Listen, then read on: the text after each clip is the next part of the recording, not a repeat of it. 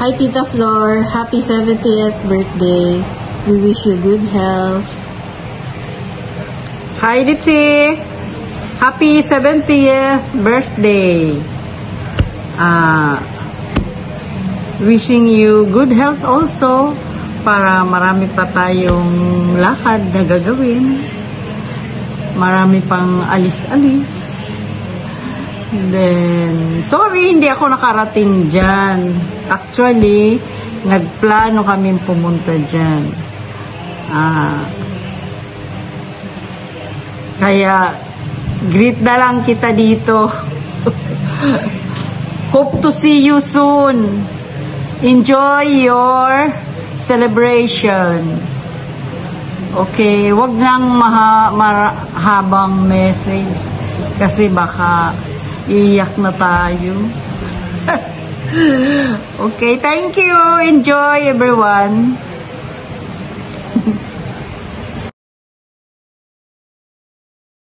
Birthday, Lola Mami!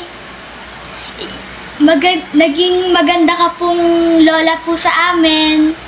Ang dami niyo pong ginawa sa amin na maganda at sa lahat po. Thank you po. Happy birthday, Lola Mami. Thank you po and stay healthy po always and more birthday to come po.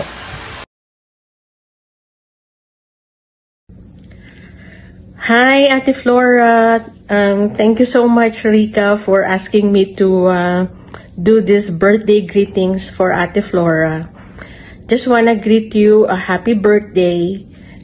Pinapanalangin ko na sana lahat ng pinagdadasal mo at lahat ng mga mahal mo sa buhay ay makamit nila yung mga pangarap mo para sa kanila.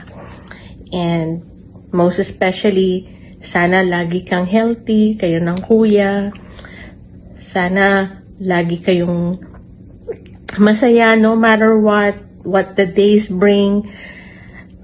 Maging masaya kayo dahil magkasama kayong dalawa. And I'm so happy na you're both doing very good. Wala kayong dinaramdam at ang mga apo na handyan parati. And I'm wishing you na sana na you stay the same way, na hindi ka magbago. Mabait ka pa din as usual. And this is just a trivia that I don't know if Ate Flora still remembers, but I will never forget it.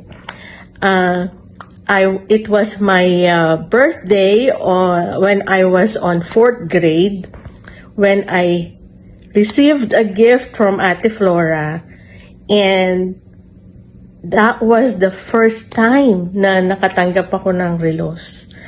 Never had a watch in my life until Ate Flora gave me a gift na relos. So, sobrang saya ko nun. And up to now, I still remember that. And sana nga lang na-save ko yung watch, pero hindi. But I'm so thankful for that. Yung thoughtfulness mo and